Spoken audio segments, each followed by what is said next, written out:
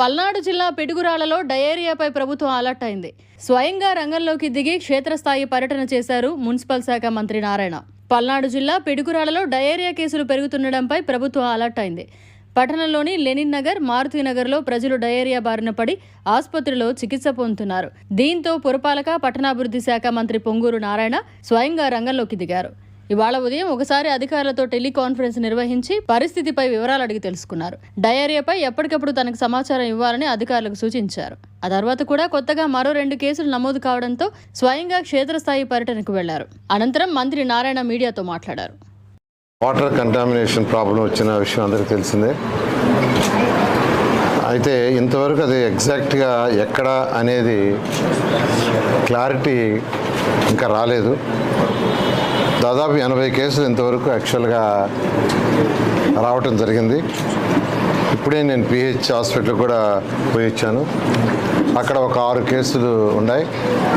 అయితే 6 కేసులు కూడా ఇవాళ మధ్యాహ్నం వచ్చినాయి. ఒక కేసు మార్నింగ్ వచ్చింది, 11 గంటల తర్వాత ఒక 2 కేసులు, తర్వాత 1 గంట ప్రాంతంలో మిగతా 3 కేసులు, అన్నీ స్టెబిలిటీగా ఉన్నాయి. అయితే ఇప్పుడే నేను డిహెచ్ఎంఓ దగ్గర జాగ్రత్తలు తీసుకోవాల్సిన అవసరం ఉంది. దీనికి సంబంధించి ఏంటంటే లెనిన్ నగర్, మారుతి నగర్ ఈ 2 ప్రాంతాల నుంచి యాక్చువల్గా ఈ కేసులు వచ్చినాయి. ఈ ఏరియాలో 16 కిలోమీటర్ల పైప్ లైన్ ఉంది.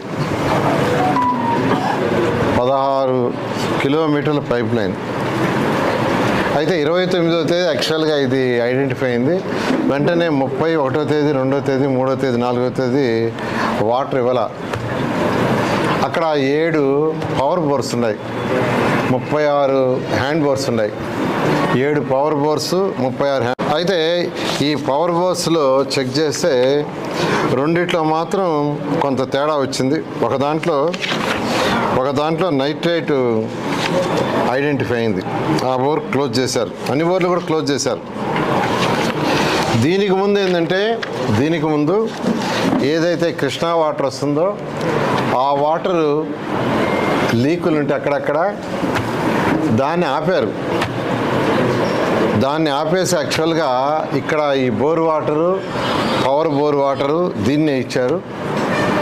అంతకుముందు ఇస్తుండింది కృష్ణా వాటర్ని, రా వాటర్ ఇక్కడ తీసుకొని దాన్ని ట్రీట్మెంట్ ప్లాంట్లో ట్రీట్ చేసి వాటర్ రిలీజ్ చేసేవాళ్ళు, దాన్నే తాగటం చేసేవాళ్ళు. అయితే ఇది ఎన్ని రోజులు ఆపారు? కృష్ణా నుంచి వచ్చే వాటర్ని 5 days ఆపారు. ఎందుకంటే ఆ లీకులన్నిటిని సెర్చ్ చేయడానికి.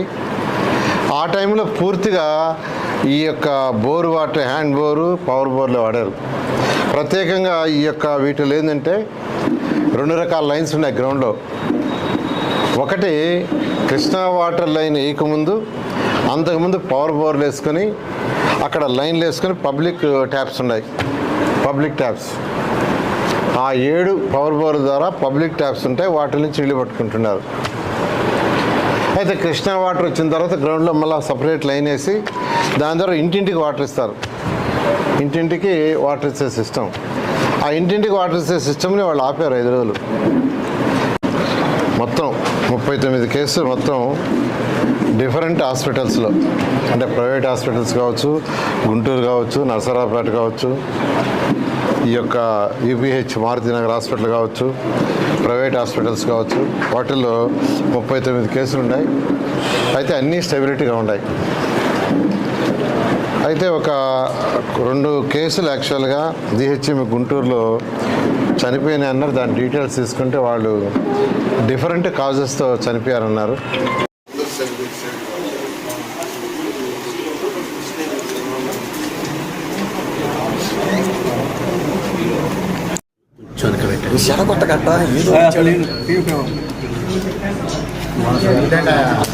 మరిన్ని అప్డేట్స్ కోసం మన HN9 టీవీ ఛానల్ ని సబ్స్క్రైబ్ చేసుకోండి.